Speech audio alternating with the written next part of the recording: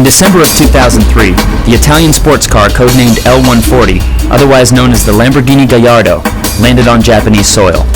BMI followed this exotic machine through its import to Japan and the registration procedures.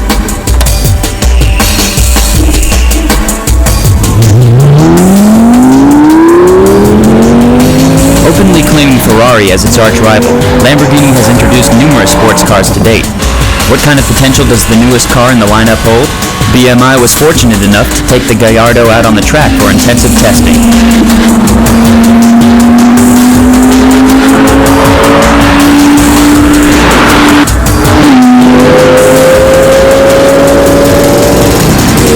The Gallardo going full throttle. Will the Fighting Bull be able to live up to its name? The testing begins.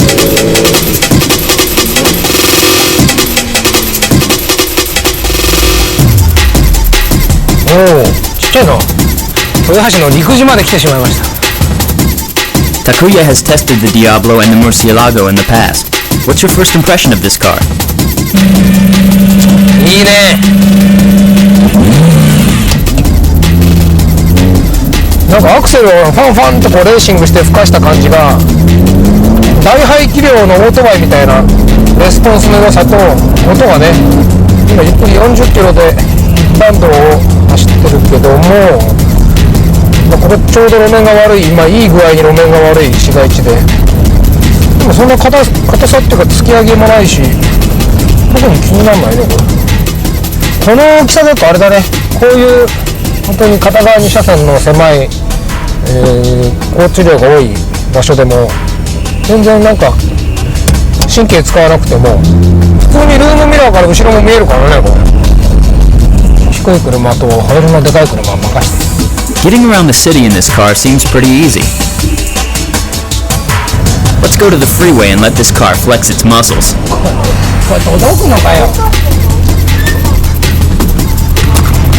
届かないよ。バックミラーこすんないように。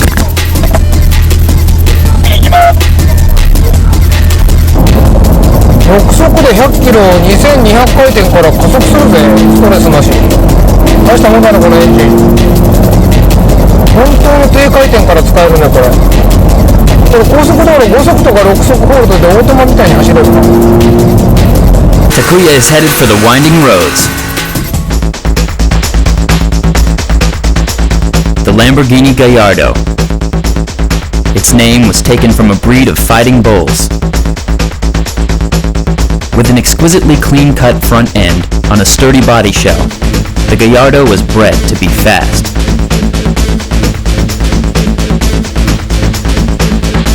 The 4.3-meter-long body was designed with state-of-the-art technology from Audi.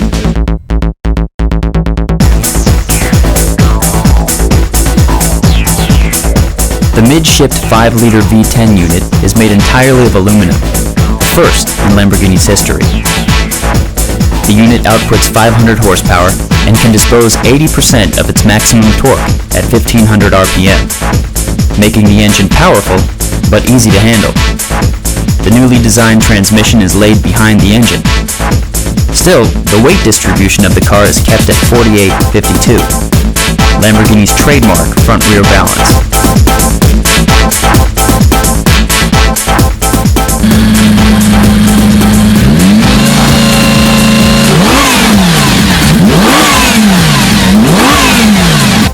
The enormous power is put to the ground by the custom-made 19-inch Pirelli P0 Rosso tires. The full-time four-wheel drive system is equipped with a viscous traction control unit. Although this control unit alone weighs 70 kilograms, higher priority was made to ensure that all 500 horsepower was put to the ground with the minimum loss. The car was also designed to be a daily driver, with more than standard comfort and safety features. The car is equipped with 4 airbags and an electronically controlled stability system.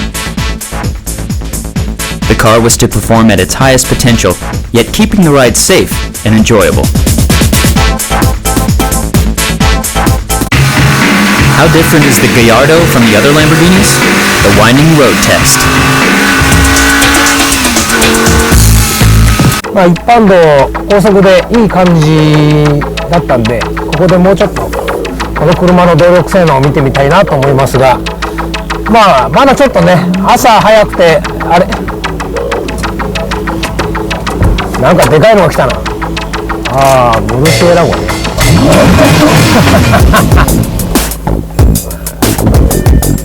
あ、いいんじゃない？どうよ。ムルシエラ号とちょうど比較対象できるから。そうね、ガヤルドを語るときにはやっぱりこの兄貴分のね、ムルシエラ号を見ないと。After joining forces with the Audi group, Lamborghini introduced the first car from that partnership, the Murcielago, in 2001.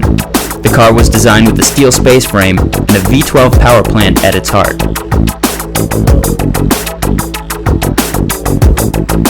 これどうなの？降りるときとか別に普通に乗るときも全然問題ない。いや、問題があるとすると、慣れない俺みたいな男にはちょっとスマートに開けづらいなと。ガヤルドになると、この1段目じゃ多分ね無理だと思うんですよ。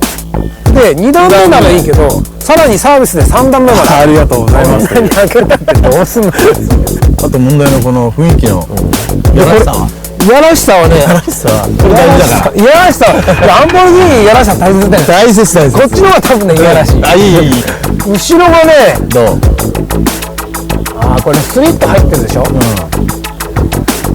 いや、一般道乗ってる時にはガヤルドはもうねほとんど気にならないから、なんていうの、ウィンドウがちっちゃいミントシップの車と何ら変わらなかったけど、こっちの方がなんかちょっと見えないね。そしてどうです？やはり V12 でしょ。いいね。ね大きいっていうことはいいね。え、いいね、迫力あるよね。これ見た目もいいしね。縦長はいいけど、高いですよね、搭載値は、多少ね、こう V 型がこれは、60度かな。少しこう浮きとるからね。でこちらは V10。しかも先ほどは60度だったのを90度にして少し天地を短くしてる。その分低く搭載。もちろんドライサンドだし。そうだよね。全体にまあこのインダクションのあれが高く見えるけど、ヘッド自体はすごい低いところにある。そうそう。で、ね、ガヤルドってこう日常でこう使えるようにというコンセプトがすごい一人歩きしてるんだけども、実際はそのやっぱりスポーツカーとしてね、大切な重心を低くしよう。それから F1 でもね、今流行の V の角度だし、ホイールがなんと今回19インチ。そう。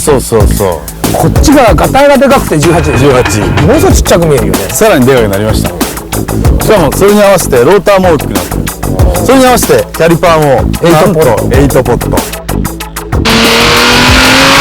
Let's first check out the characteristics of the Murcielago.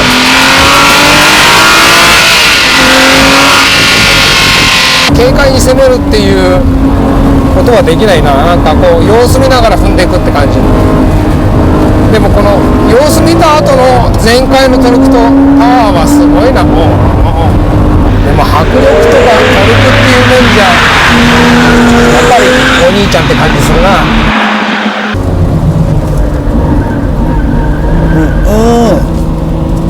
トラコンも切っちゃうぐらいパワーある。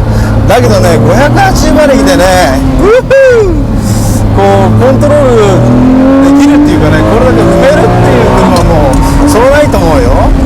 ランボルギーニってね、もっとね、ジャジャ馬でどうしようもないかと思ったのね。このバイオレンスな感じがね、やっぱりランボルギーニだなっていう気がする。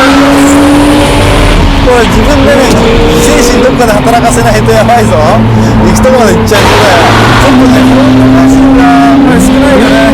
リアのね、荷重は多いんで、トラクションもあるんだけど、リアではね。だけどその分プッシュアンダーが強い。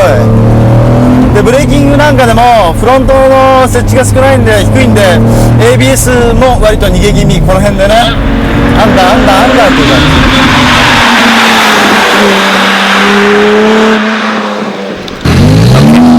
Murcielago. Let's check out the Gallardo. さあゼロ発進からの加速、おいいね。なんかエンジンがすごい乾いた感じでレスポンスも良くて吹き上がりも早いな。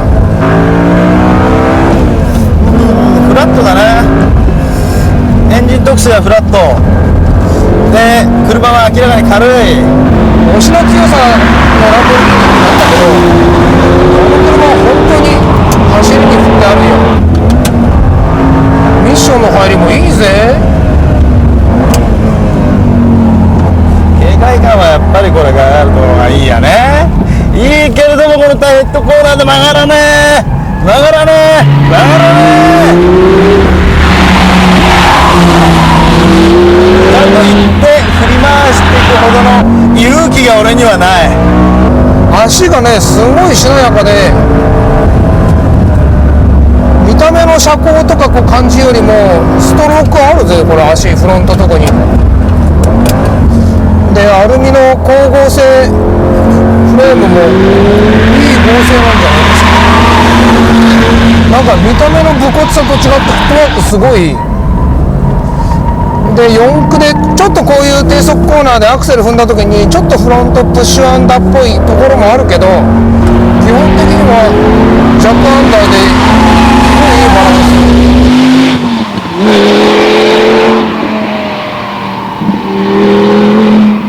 ス。別に文句つけるとこはないんだけど、そのまとめに入ったのかなっていうこのサイズで、そうだね。車としてすごくいい意味で言えばこう綺麗にできちゃってる、ランボルギーニ、悪い言い方すればランボルギーニらしくない言えないんだけど、やっぱりこうちょっと変わった人しか乗れないなっていうのあったじゃないですか。そうですね。でそれをねやっぱりランボルギーニも、例えばフェラーリのように大勢の人に乗ってもらおうという考えの表れがこれだと思います。それを広げたっていう。さっき GTR でちょっとペースを落としてよっていう、結構踏んでいくと GTR なかなかついてこない。そうですね。全開でした俺は。いやつい踏んじゃうんだけど、やっぱ速いのかな。ストレートは圧倒的に速いで、コーナーでねタイトコーナーで少し追いつく。それからねブレーキ踏みすぎおっかないって後ろにいていやこれね本当にミートポット効くの。本当に俺ちょんとこの優しい、踏んでくださいよ。後ろにいるんだから俺は。いやランボーだからそっか。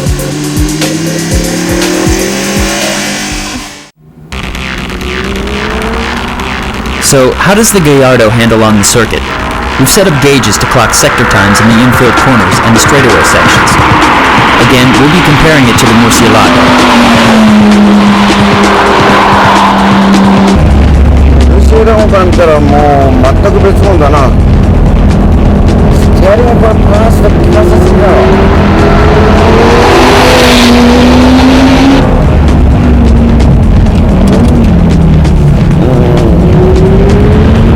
もう全然違うね。俺のランボルギーニ。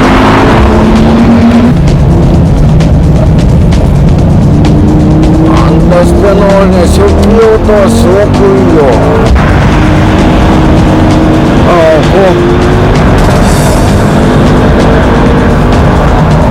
振った時に完成イナーシャン少ない全然。やっぱり軽さと足が違うな。今までのランボルギーニともっとそのスポーツ性をこんなタイヤ温まってるから今度安定してるよ。 This is how it looked on the lap before. Whoa, the car behaves totally different with cold タイヤ tires. まだちょっと温まってないな。もうちょっとねムルシエラモから見たら小ぶりで重量も軽くなってくるということでもっと期待したんだけどね。確かにその重量が軽くなって振り回した時の感性イナーシャが少なくて、対抗性はいいんだけども結果的にねアンダーステアだとかあとはフロントで荷重かからない、これ多分タイヤが影響してると思うんだけどもその辺はねムルシエラモをちょっと小ぶりにしたいのは究極は同じなんですよ最後は。だから僕の勝手な想像なんだけどこれを仕上げていったねそのドライバーが同じやつがやったからじゃないかっていう感じするね。だからやっぱりコーナリングマシンっていうよりもまっすぐを快適に走るみたいなセッティングになっちゃってるんだよね。だからその辺がこのホールベースも短くなって重量も軽くなってもうちょっとその運動性をシャープな動きを期待したんだけども意外とそれが出てないね。How well does the Gallardo deliver its 500 horsepower to the road? How does the mid-shift all-wheel drive system react when pushed to the limit? Gansan and the gang will try to find out.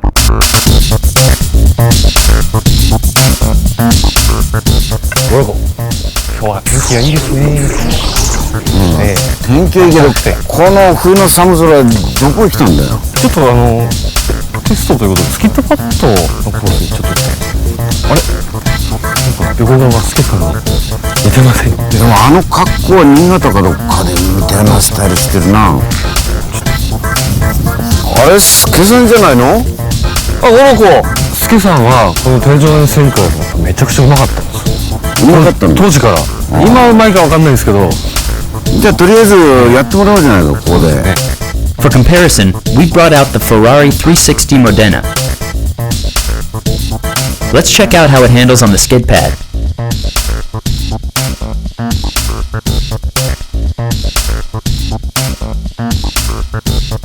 だからほんといきなりお前360で登場かよ。すごいですね。タイヤもこういう状況ですごくいいんだと思うんだけど、すごくいいっすね。なんかね、前乗った360はなんかアクセルの踏み始めが結構唐突に反応しておっかないイメージあったんだけどな。これ大丈夫だな。要はその滑り始めからコントロール失うまでがどういう状態にしたいか、要は滑り具合をチェックするのがその出始めのスムーズさとか。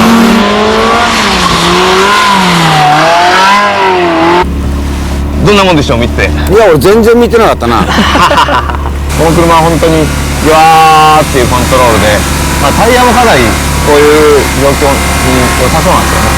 いやでも褒めてやるよ。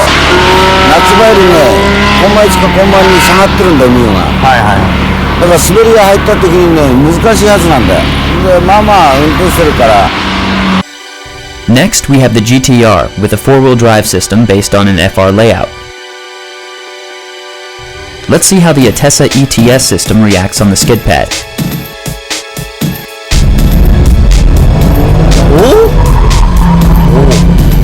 今ステアリング反応しない状態でアクセルを踏むとオーバーステアになったけどもスピンをせずにこういうふうにファイナルアンダーって感じですね。これどうしたらフロントが逃げちゃってるみたいな動きなの？トラクションかかっちゃうんだよフロント。要はパワーオーバーが出ても、スピンまではいかないっていうところがこの車のいいところですよね。だからドリフト定常円はもちろんできない。やっぱりこのアテイさん無理だろう。そうですね。だから32の頃は、ね、できたんですけども、どんどんアテンサが進化することによってそうさせないようにしてるんだからね。1万のキャスタブっていろいろ脳書きこう勉強したのかな。脳書きだけは脳書きは前からね。あんまりからか。さっきの GTR の4駆に対して今度は4駆のウルシェラゴということで。この4駆のシステム俺技術的には知らないんだよ。これビスカスなんですよね。あ、ビスカスなの？できないんじゃない？ああいうことは。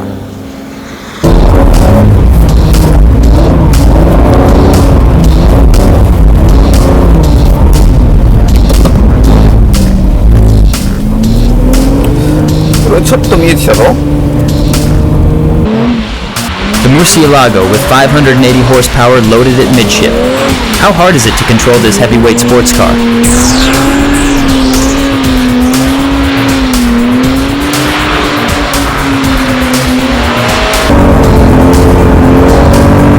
そうだ。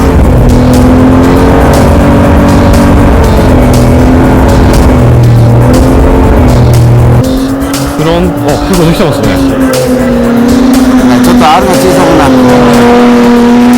ほとんどステアリング切れてませんよね。だからこれはもうすごいね。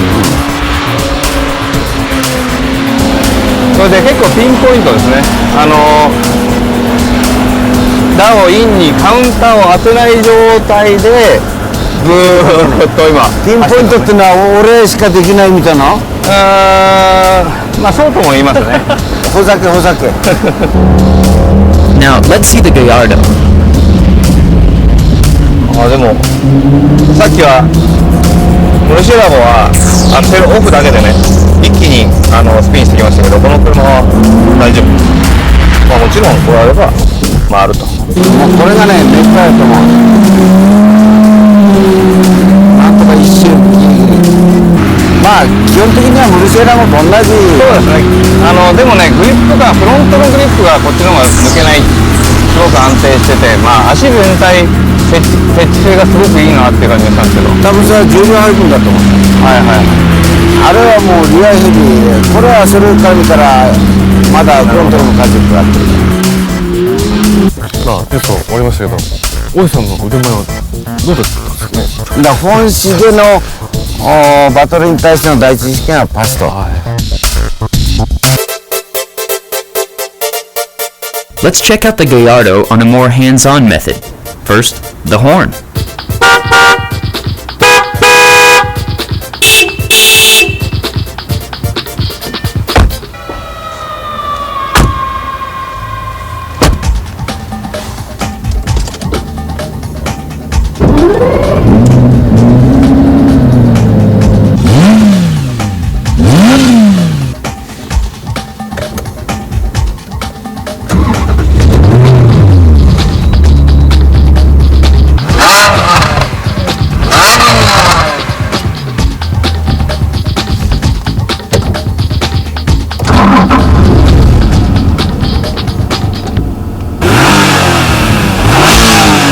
How does the size compare?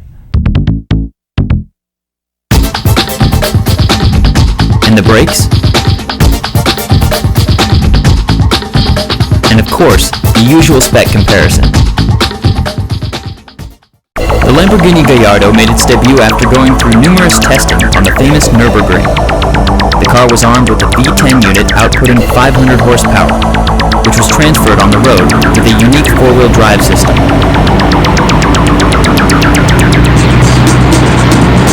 As always, BMI brings you the real performance of this supercar by testing it out on the track in an actual racing condition.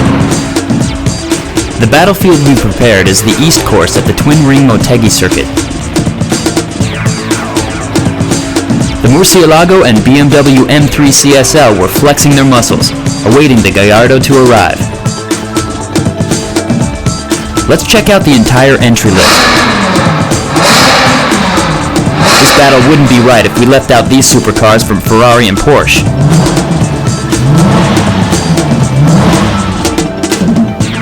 The only JDM challenger is the Honda NSX-R. And we also have the BMW M3 CSL, the benchmark vehicle of FR layouts. The Lamborghini brothers will face some of their toughest rivals on the Motegi track. Many of today's entry cars consider Nürburgring their sacred ground. BMI brings you the Supercar Battle. The East Course utilizes about 2/3 of the entire Twin-Ring Motegi circuit.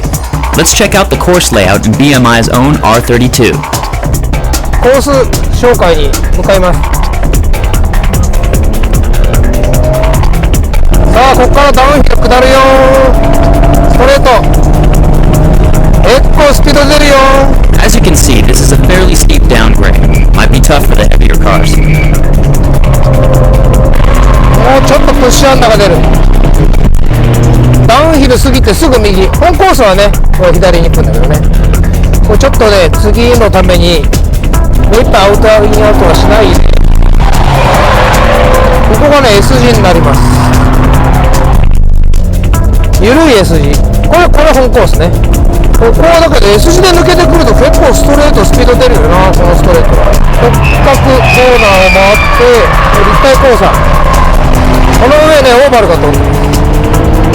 ここから、130R っつってもね、鈴鹿の 130R と違ってね手前の車速が落ちるから、ここは全開でいけちゃうんですね。それからここが茂木の名物の高速の S 字コーナー、左から右、おお、この車は結構ロールすんな、やっぱダンパー抜けてる。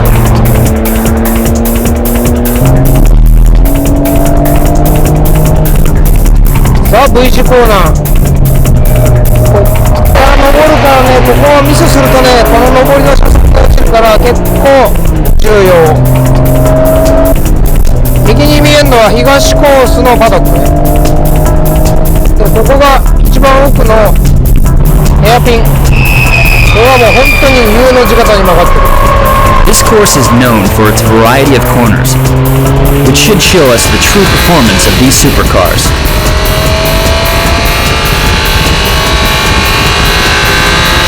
このような東コースなんですが、かなりね、ブレーキを酷使して平均の車速も、5速には入んないにしても2速3速高いんで、スピードが面白いとは思います。 What kind of lap times will these cars clock? In terms of power, as well as power to weight ratio, the two Lamborghinis sit on top. In terms of overall weight, the NSX-R and the M3 have the advantage. This battle will literally be power against lightweight.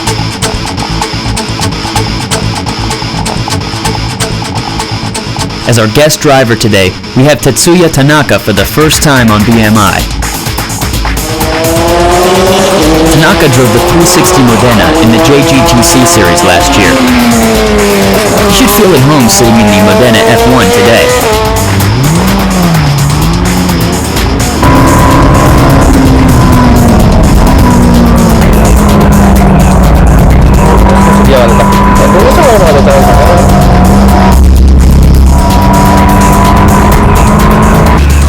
ブレーキに関しては、特にこのバックストレッチ、先が結構厳しいんですけど、次はショートカットありますよね。あそこなんかがね、ちょっと速いスピードで入っちゃうとアンダー出ちゃうし、でフロントに端を残したかなと思うとかえって残りすぎてますよね。だからそれを微妙になるべくピッチングをね、使いすぎないでも使わないと曲がらないっていうね、その微妙なところで運転しないと走れないですね。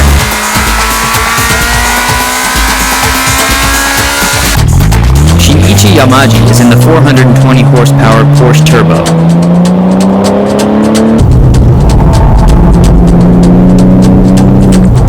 意外とディップのコースは少ないな。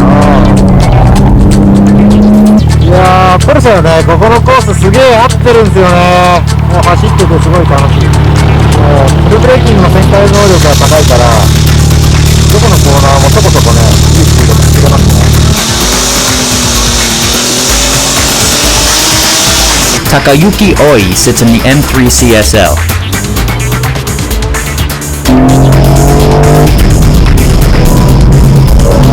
And he's having fun today.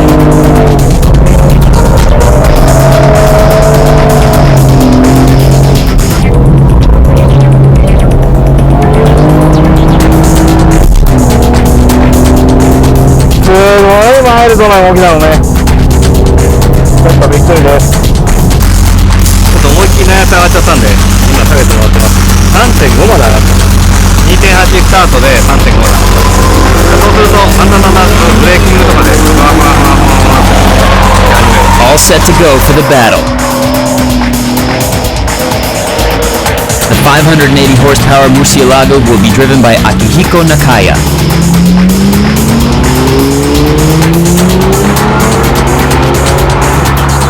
ちょっとタイヤがあんまりグッと良くないんだけど、タイヤのまんまでスリップつけて走ったらレーシングカーになっちゃうぐらいはすごさを持ってるね。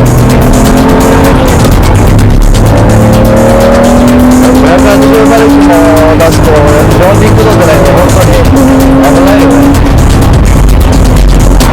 4軸度でもトラクションコントロールないと危なくなるからね。Gansan in the NSX-R.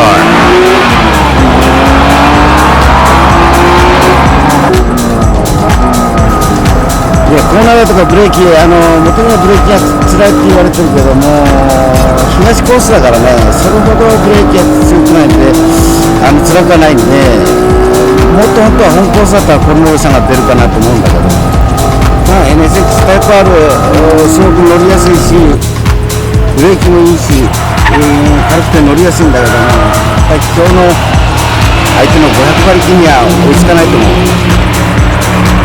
For the 500 horsepower Gallardo, we have Takuya Kurosawa in the cockpit. なかなか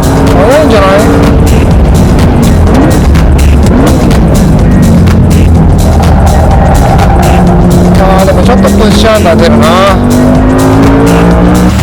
ほんとつくばでは分かんない、かなりボディ剛性を必要とされるレイアウトなんで、特にブレーキも負担かかるんだけど、ブレーキにかかるってことはタイヤにもかかるから、それでコーナーでしっかりしている設置性を車が持ってないとタイヤがヘロヘロになってくるから、そうするとせっかく例えばブレーキがいい車でもブレーキが踏めなくなっちゃう。要は手前からそーっと踏むブレーキになってかなり面白いね、このダウンヒルから先の S 字は。 Since Takuya brought it up, let's compare the cars going into the downhill S-turn. We'll measure top speed on the straightaway and braking time going through the 90-degree corner. Let's see how these cars tackle one of the toughest sections of this course.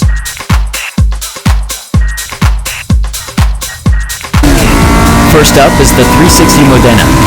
Clocks 13.112 seconds, going through the 762-meter straight with a top speed of 208.4 kilometers per hour. Braking time was 5.512 seconds. See the gas pedal control through the S-turn? The Modena seems to be a car which will demand a lot of skill from the driver.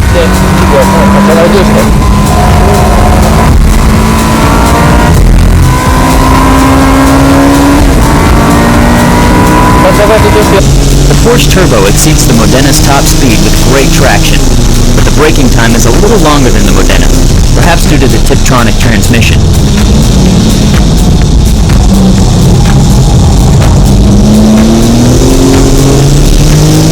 With a weight of 1,600 kilos, going through the S-turn seems to be a great task for the Porsche.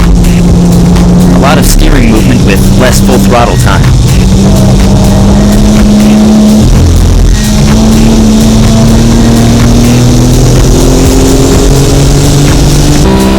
Next is the 360 horsepower M3 CSL. Although top speed is slower than the first two cars, braking time is more than 1 second shorter than the Porsche.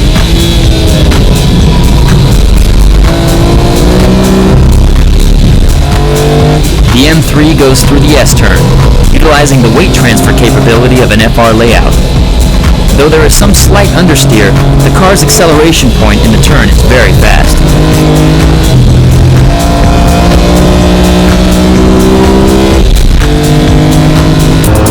The heavy 1,800 kilo Murcielago marks the second fastest top speed on the straightaway. The heavy weight also contributes to the longest braking time, 6.662 seconds.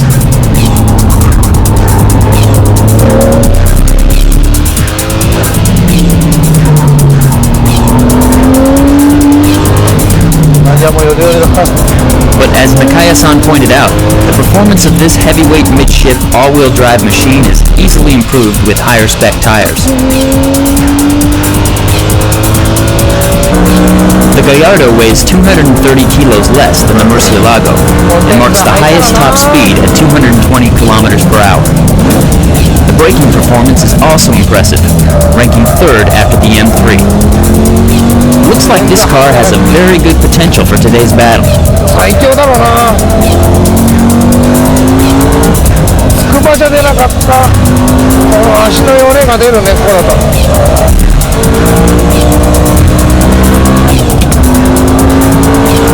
ぐにゅぐにゅぐにゅぐにゅ。Last but not least, the NSX-R couldn't match the top speeds of the other contenders, but its braking time was the best, stopping more than 2 seconds better than the Murcielago.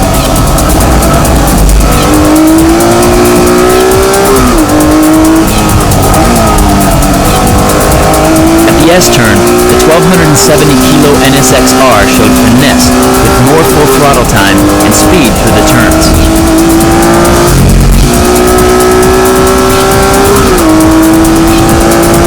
The two Lamborghinis marked the highest top speeds. The NSX-R and the M3 CSL had the top braking capabilities. Who will reign the 4-lap battle?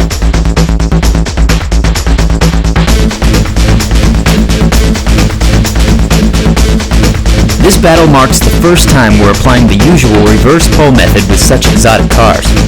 The lap times of the 3 cars in the back row are within 1 second of each other. The 400 horsepower Modena is in the front row. そうですね、ちょっと新入社員なんで優しくしてもらいたいんですけど、多分みんな厳しいですよね。はい、今日マシーンのポルシェターボです。キットロがちょっと残念ですが、コースレイアウト的にはポルシェに向いてると思いますんで、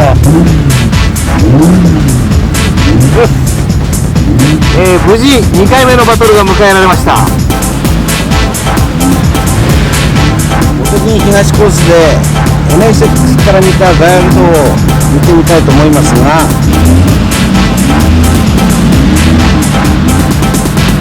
今回は僕初めてランボルギーニなんですけども、これはポルシェラゴはかなりニュルも走ってるのを見てたんで、完成された車だと思うんですけど、ただブレーキがねちょっと弱そうなんで、茂木がブレーキで飛ぶのが辛いですから、その辺ちょっとセーブしながらしてください。はい、先月号に続きガヤルドです。先月号と同じパワーウェイトマネーだと思ったんですが、タイム順で逆グリッドになっちゃいました。 To minimize damage on the transmission, we adopted the rolling start to begin the race. Will the brakes on the 1600 kilogram Porsche and the 1800 kilogram Murcielago last the entire 4 laps? And the battle begins. Gansan's strategy is always the same, going full throttle from the first lap. OECSL falls prey at the start, and the Murcielago gets by as well. Hey, watch it, you guys. Just to remind you, the total value of the cars on the track is more than $1 million.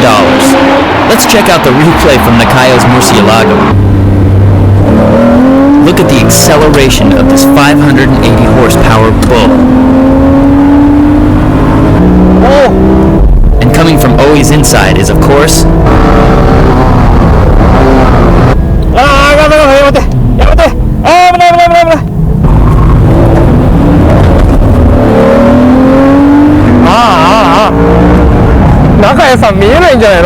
the most dangerous man in best motoring. Gansan jumps inside of the Porsche. ちょっと高速コーナーの飛び込みがやっぱり速いな。NSX 速いな。 Using his speed out of the S-turn, Gansan jumps in for the braking duel. This old man is fast. Then again, Tanaka-san may have eased up on his braking this time.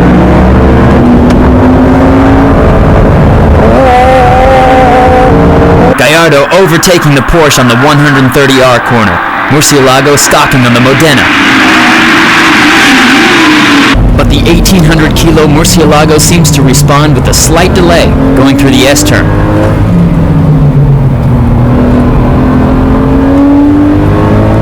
Gansan's getting away from everyone. Go get him! Losing some front grip here.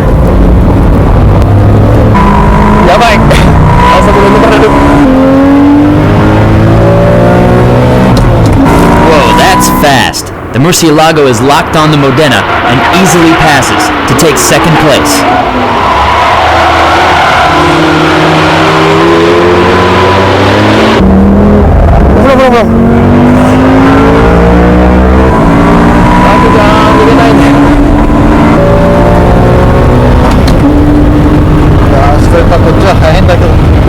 The Lamborghinis have unquestionable speed on the straightaway, now in pursuit of the NSX-R.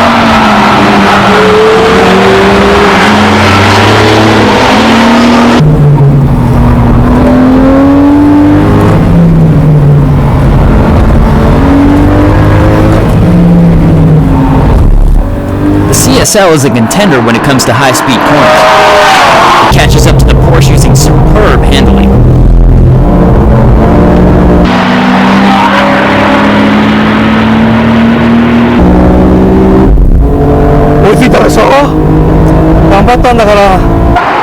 How's the second place battle?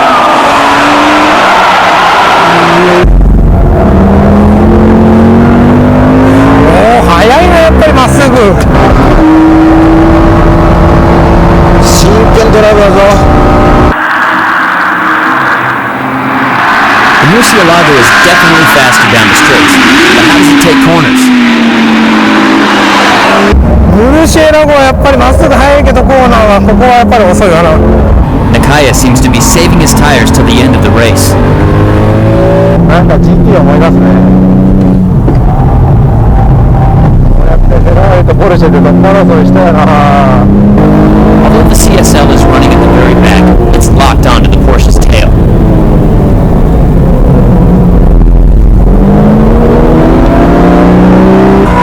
あ、やばい、ここで加速はでもフェラーリよりはちょっといいね。 CSL creeping from behind. これからだよ。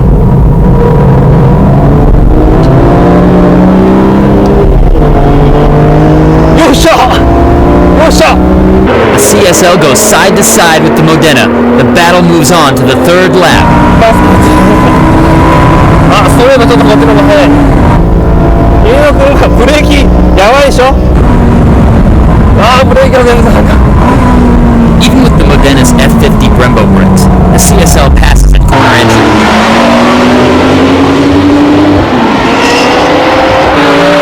But it doesn't stop there. The CSL chases the Porsche through the high-speed S's.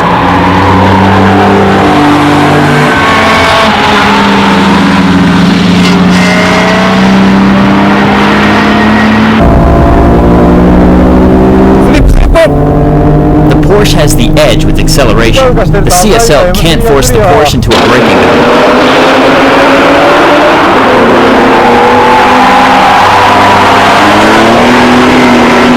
The Murcielago is all over the NSX for top position. Has Nakaya's strategy paid off? Nakaya clocks the fastest time on this lap, and the Murcielago is hungry for top position.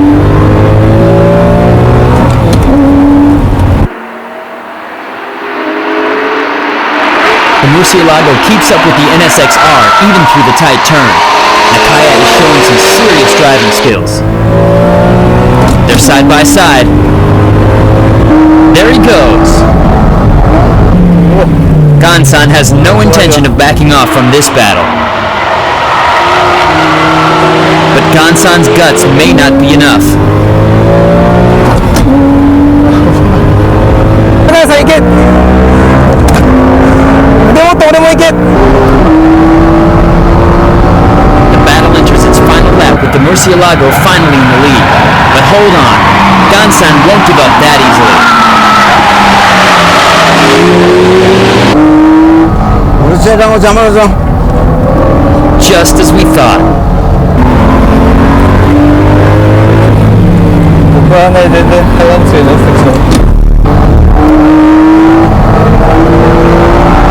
The NSX catches up, but lacks speed for the final pass on the straight.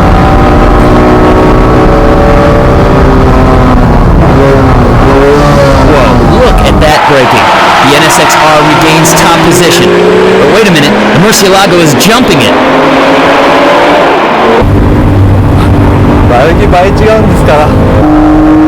This battle is just getting out of hand. With less than half a lap to go, no one is letting up. Takuya's Gallardo is now locking on the NSX-R.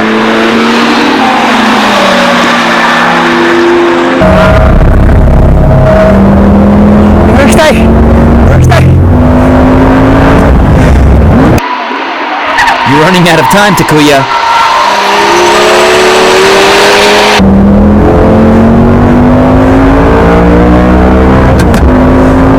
お、抜いたか？ オーバーヒートだよ。 There he goes.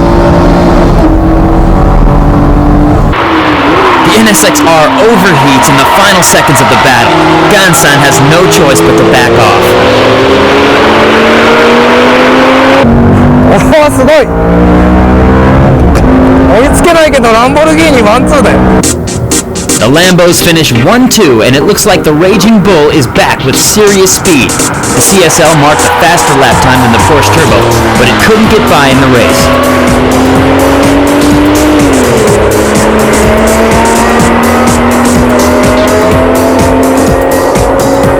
まあ僕は次聞きましたけど、まあちょっと LS6 オーバーヒートでね、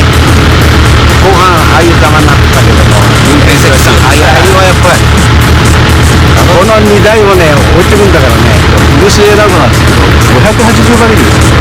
NSX で300馬力違うんですけど、確か加速はねそのくらい変わるんですけど、ブレーキは逆に300馬力ぐらいブレーキパワー上げてるんですごいです。タイヤはでもあれはね、そう田村さん言うようにタイヤがね、僕ら入ってるタイヤのには合ってないんですけど、ブレーキそれからその加速旋回してる時の車のアングルはね悪くないんです。ただ S 字、そのダウンヒルからの S 字をプッシュして攻めると、例えば NSX タイプ R についていこうとすると合ってるんで、ついていけないタイヤでは。はい、じゃあ次ます。ちょっとね、今まで読者で見てましたけどね、本当にいいわって感じ。ちょっと制限感がさ、あれだよ。ちょっとピットルなんでね、エンジンブレーキ効かないもんで、どうしてブレーキがちょっと早かったね。そうですね。S 字とかショートカットは結構いいんですけどね、小さい頃からですね、なんかね。そういえば当たり前のようにコメントしてたけど、哲也初めてなの？新入生。いやでもね、初めてやらせてもらって楽しかったです。なんかランボルギーニなんかもね、すごいなんかちゃんとした車に見えちゃいました。イメージもビデオ見させてもらったんですけど、ガンさんのツッコミが怖かったです。一瞬迫力、星野さん以来でした。なんかもうちょっと避けちゃいました。いや以来っていうか元祖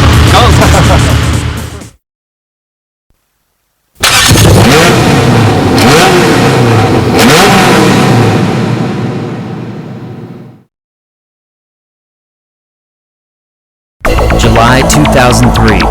Pouring rain at Fuji Speedway. The spray of water raised by the car in front makes it almost impossible to see anything from the driver's seat. Despite starting from the back of the pack, driver Keiichi Tsuchiya weaves steep traffic and finishes 11th, proving once again that he is no ordinary driver.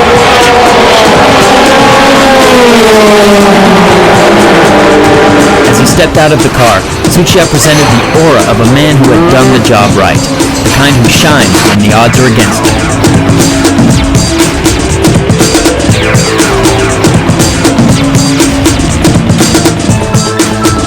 Night session at Le Mans, 1995. More rain.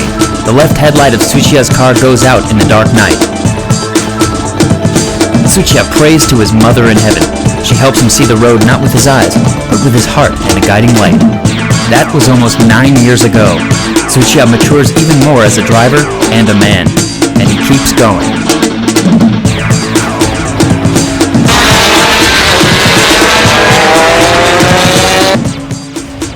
雨のレースっていうのはやっぱり自分の全てを見せられるっていうか、怒鳴りのレースだとやっぱりこう車の性能差を見せるっていうレースになっちゃうし、雨はそのドライバーの持ってる技術全てを見せられるっていうのがだから好きなの、雨のレースになると昔の土屋圭一がこう自分の中から出てくるかな。Just before the green light, rain began to drop, forcing all of the teams to make a crucial tire selection. いい状態や、どっちでしょう。水の深い方で行ってます。いいじゃんさ、どうこの状況だったら別に浅溝でもいけるよ。見た感じ、溜まるような降り方ではないような気がするんだけどね。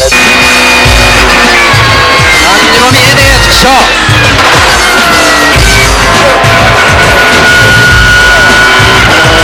直線まっすぐ走んないハイドロで。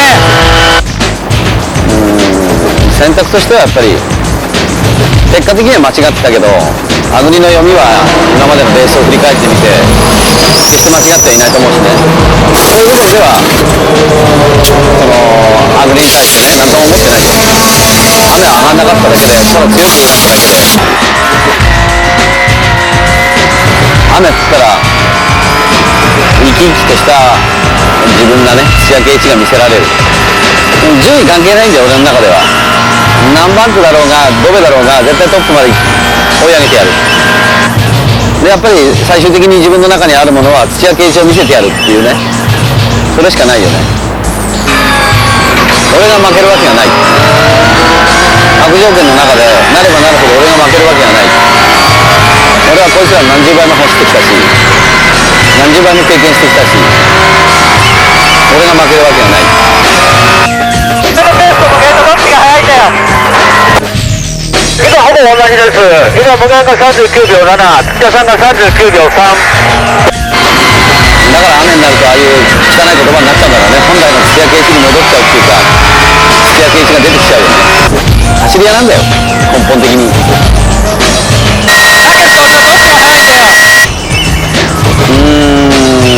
優勝した気分だよね。自分の中の優勝。もう見ただろっていうね。自分に対してと観客に対してと応援してくれる人たちに対して腕じゃ絶対負けてないっていうものを雨では見せられる。だから順位関係なく自分の中では優勝した気分。The Japanese GT Championship Series was in its final stages, and the next race was at Twin Ring Motegi, home circuit for the Honda teams. Tsuchiya's ARTA team had received technical feedback from Honda's works team throughout the season as the series progressed.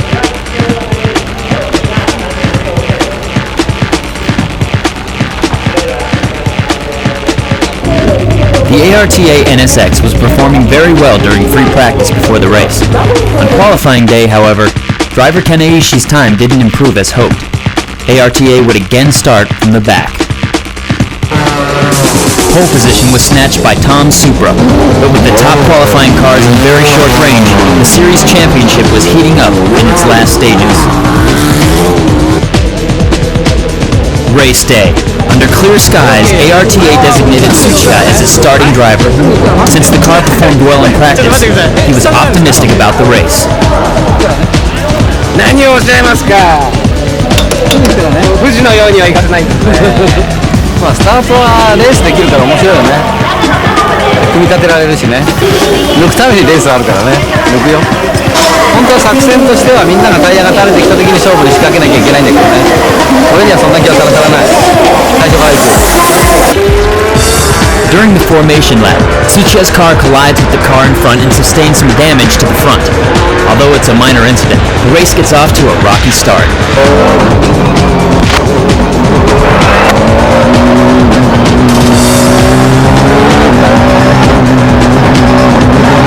2 p.m. The race begins in front of the 45,000 fans filling the stands at Motegi. From pole position, Tom Supra jumps into the first corner, the others following without any major problems.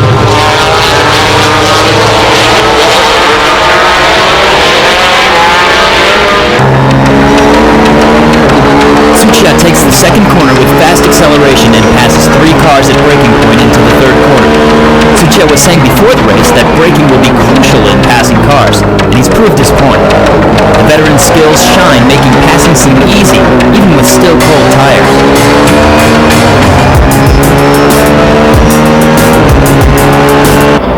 In the beginning, the ARTA NSX is carrying a full tank of gas. This means that Tsuchiya is handling 1,300 kilograms to the corners at incredible speeds. Tsuchiya knows what's expected of him. His job is to be at the highest position possible when handing the car over to Kaneishi, the second driver.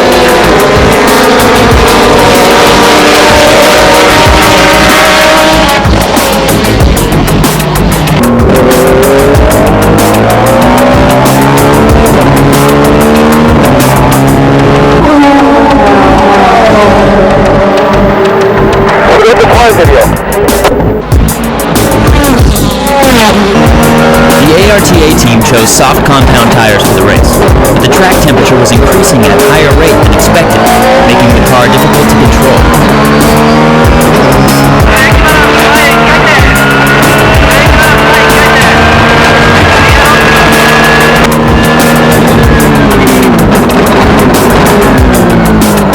The Ray-Brig NSX running on the same soft compound tires passes Tsuchiya.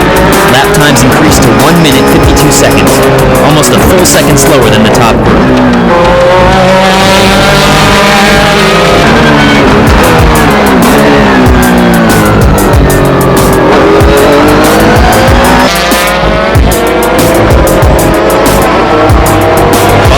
NSX battles for second position with the Skyline GTR. Tsuchiya locks onto the yellow-corn McLaren. The McLaren gets hit by another car in the GT300 class and spins out.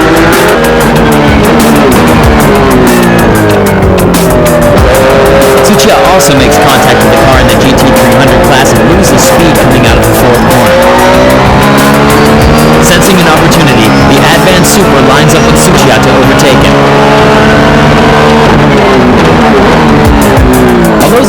wants to advance position before the tires start to lose grip. The Super jumps inside of the fifth corner entry and passes.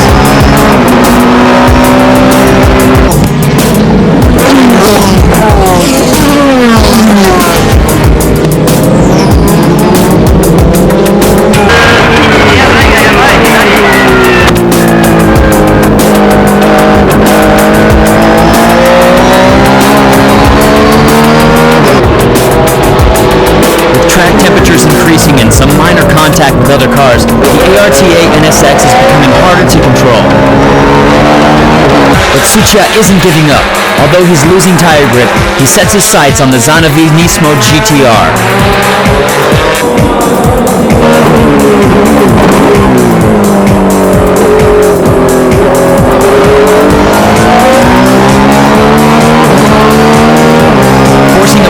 After the back straightaway, the ARTA NSX passes the GTR to capture the 11th position. 皆さん、タイヤまだ大丈夫ですか？タイヤまだ大丈夫ですか？次入ろうか。 27 laps, the cars in top position start to pit. Tsuchiya, now in 10th position, pits for the driver change. Kanaishi takes over.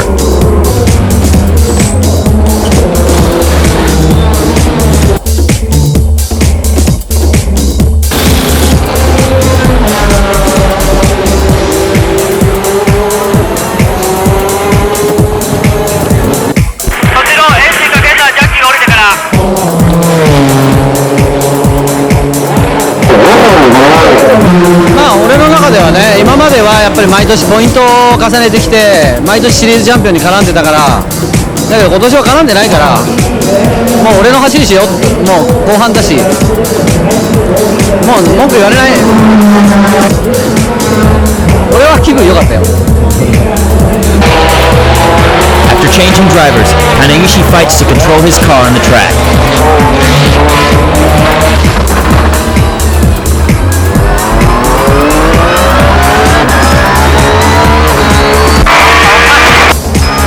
To make matters worse, Kanaishi gets a time penalty for starting his engine in the pits before the jacks came down. Despite the setbacks, Kanaishi gives it all he's got. He catches up to the Zanavi Nismo GTR driven by Motoyama at incredible speeds.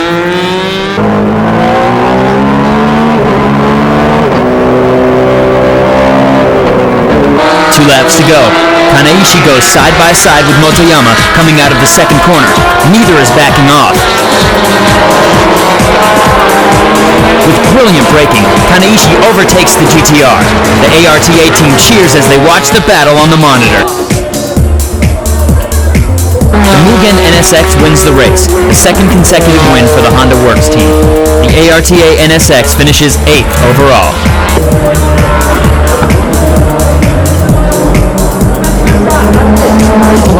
まあ自分自身もね、ああいうバトルして自信にもついて次にねつなげられる。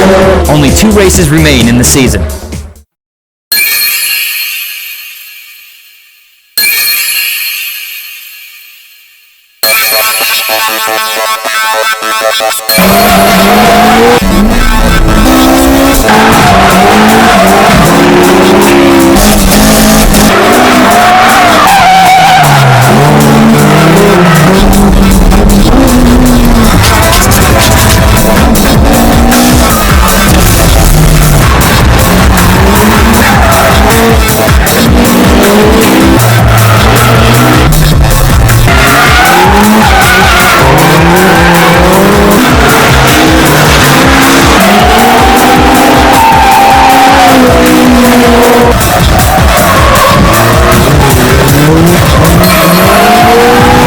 Toge Showdown. さあ始まりました、峠最強伝説。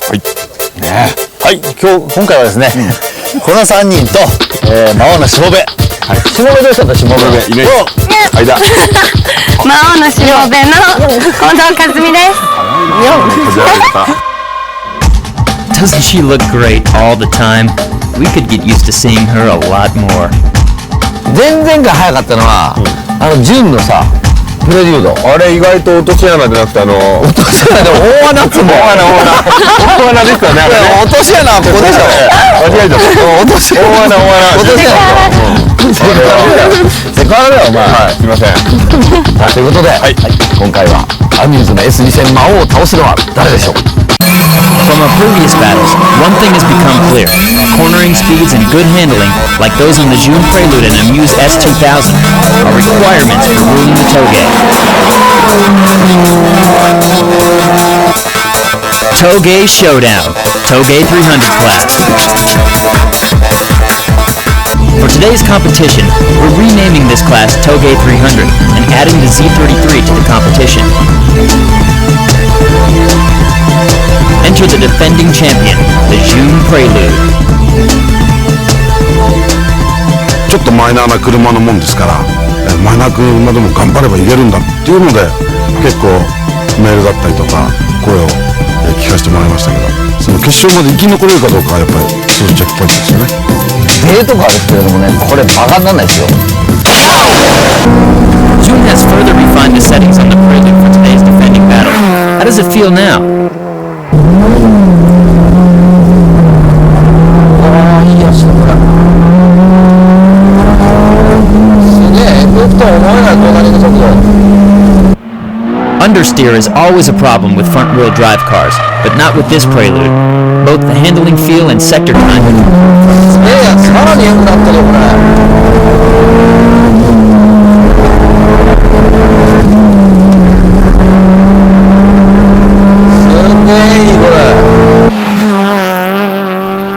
Last time, the rear suspension was prone to some hopping, but it seems like they've taken care of that for today. Entry number 2 is the Accord Euro R from Phase. エンジンは基本的にまだノーマルです。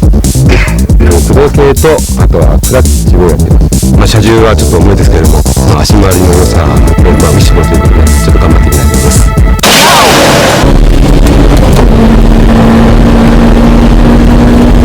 いいねほら。The Euro R comes with the same K20A engine like the Civic Type R and the Integra R. How will it do on the Toge? こ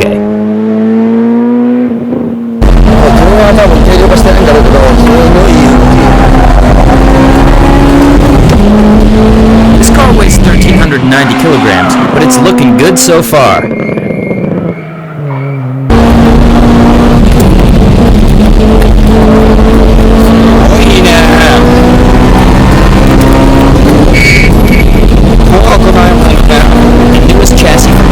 And a double wishbone suspension, the Accord has no problems absorbing the bumps and gaps of this course.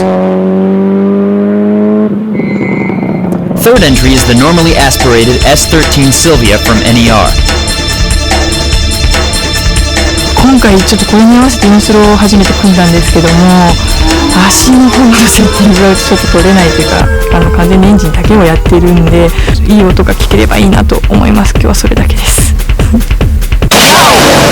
Okay, let's hear how the engine sounds. It seems the LSD on the car needs some work. いや、火が離れすぎだな。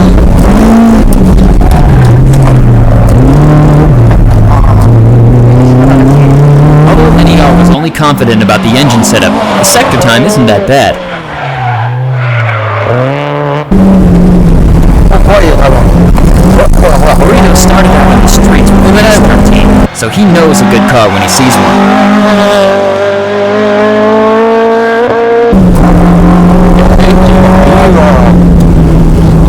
なんか大きい86に乗ってる感じだよな。 Next up is the newcomer, a Z33 tuned by legendary driver and tuner, Haruhito Yanagida.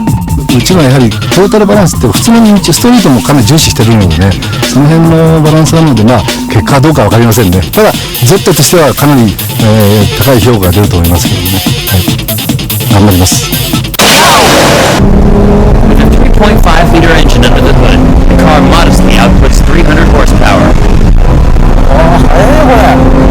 Z has power, but it also has weight. How will it do through the clocked sector?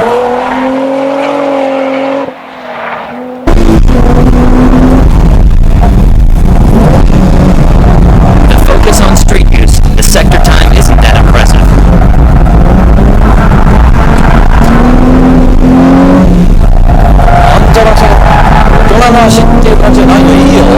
べる振り回せる吸収のいいシード面だね。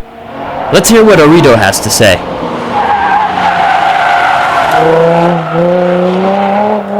この車はですね、最近結構やってる人もいるんですが、フロント18インチ、リア19インチということで、フロントにそのステアリングのしなやかさを持たせるグリップ感を出して、19インチのリアの合成でトラクションを出す、そういう考え方もあると思います。Taniguchi tries to tail slide the car through the hairpin,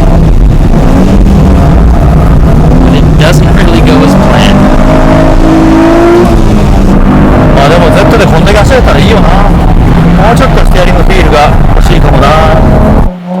The next entry comes from Osaka, with intentions to knock the Amuse S2000 off its throne. The J's Racing S2000 is our 5th entry. まずボディの方を構成アップしまして、それからダンパーのセットアップですね。今回ですね、トータルバランスでうちは勝負しに来ましたんで、絶対ちょっと負けて帰れませんので、勝って帰ります。これはね、ちょっとアミューズの S2000 と比較できるからね、標的になるかどうか見てみたいと思います。 This car is a daily driver with AC, stereo, even a navigation system. The S2000 can go pretty fast on the toge.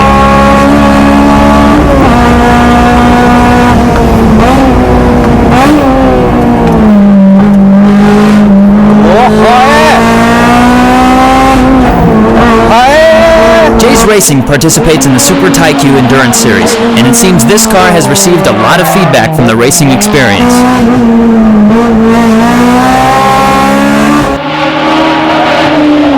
The car easily clocks a record sector time in the 13-second range.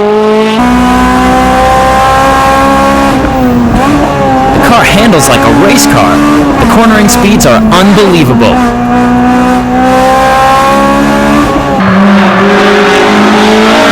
Taniguchi sits behind the wheel. この低さの割にはストロークあるね。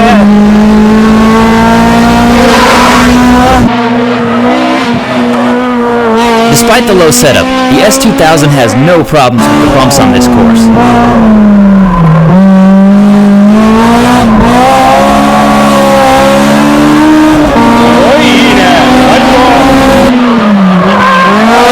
J's Racing clocked the top sector time without any difficulty, but June's Prelude hung in there with the second fastest time overall, who will proceed to the final battle stage. 結果発表。あれ？じゃがじゃーん。じゃんじゃん。NER シルビア。NER シルビア。おめでとうございます。 The base car was an S13 Sylvia Q's model. The car had cross missions and a better LSD. It might have done much better. じゃがじゃーん。セントラル20。Z です。おめでとうございます。はい。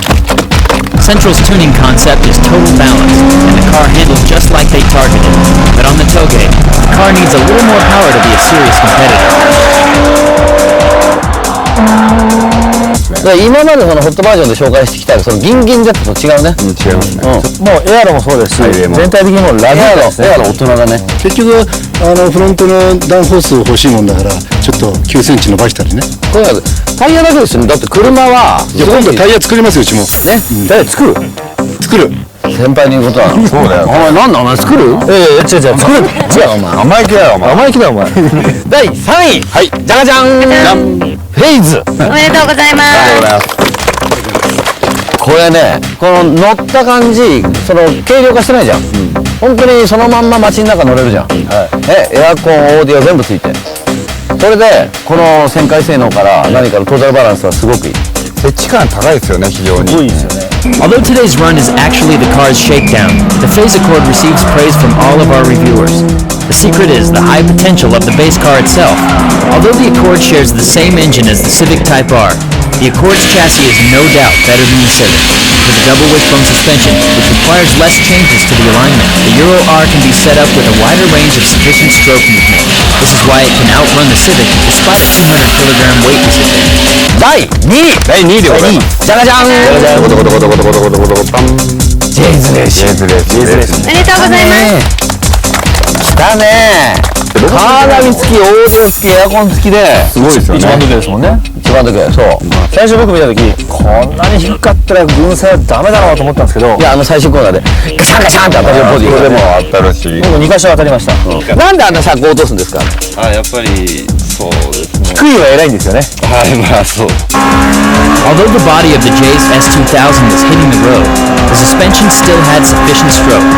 The key to its fastest sector time was its ability to go through the hairpin at incredible speeds, even though the turn banks to the outside.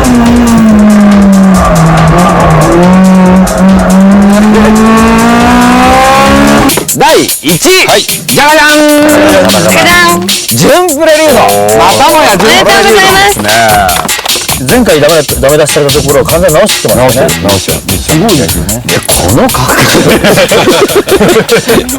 この格好からは想像もできない走りねそうですねそう思わない思いますこのアコードもそうなんだけど、この格好からは想像もできない走りがすごい俺はね悪いとこ探してんだけどないからしょうがない100点そういうのだから出ないですよね悪いとこないんだもんだって俺もびっくりDory Dory is really impressed with the Prelude. These are the changes done to the car since the last battle here. Koyama-san pointed out that the rear suspension stroke is crucial to run into toge. This is the biggest difference from the setups for track use. The tire must remain in contact with the road at all times. これは立派はい、ということで第1位は準プレリュードでしたおめでとうございます The special award goes to the Phase Accord Euro R. 思いイコール合成があるっていうことでしょうね、それを受け止める、ボディがあってで足もよく動いたっていうのが多分一番の今日のそういう評価につながったことだと思います And now, to take on the challengers, the Amuse S2000 is brought out from the Toge Monsters fleet. Are the challengers up to the task of going against the Amuse S2000? We shall see. The battle will take place at our usual 1.5 kilometer downhill stage, according to initial D-style rules.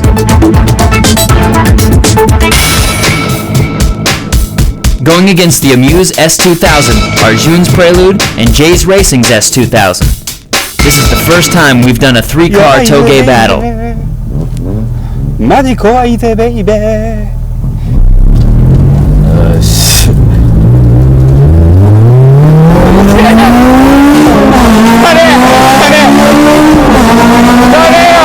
Dory Dory is off with the super slickster start. But the J's S2000 didn't clock the best sector time on luck. Orito is breathing on Tsuchiya's Amuse S2000 in the corner. The track surface today is very dusty after last night's rain. The Amuse S2000 is having a hard time keeping traction. With Orito on his back, Tsuchiya is going full throttle with no room for mistakes. Whoa! Enormous understeer!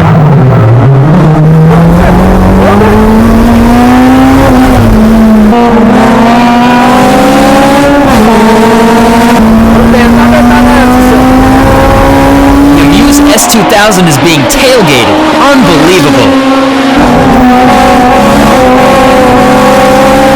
Jay's S2000 wins! 借りは返すぜうわー怖いよ Orito has played dangerously with the Drift King's pride. Tsuchiya puts on the pressure even before the starting line. Orito in front. Can he stand Tsuchiya's pressure from the back?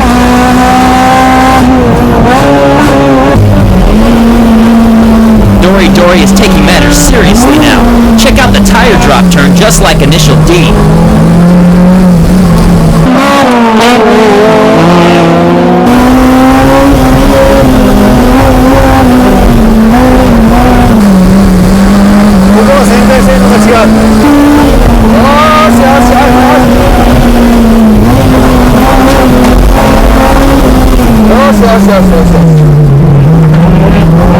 Is the pressure getting to him?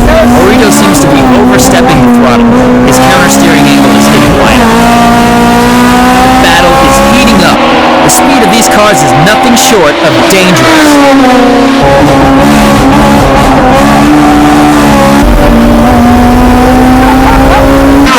wins the second run in revenge.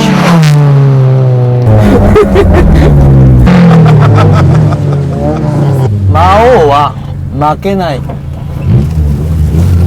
くらでもサドンデスは受ける。プレリードはですね、やっぱちょっと苦しかったかな。立ち上がり4番入るときは調整期間はあっちの方がクロスがクロスだからなるですね。というわけでこの先はどうなるんでしょうね。よし行くぞ。 We're now in a sudden death battle.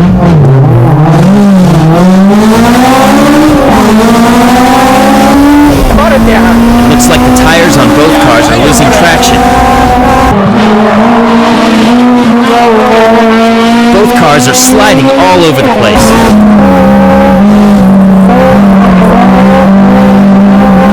Someone's gonna get hurt.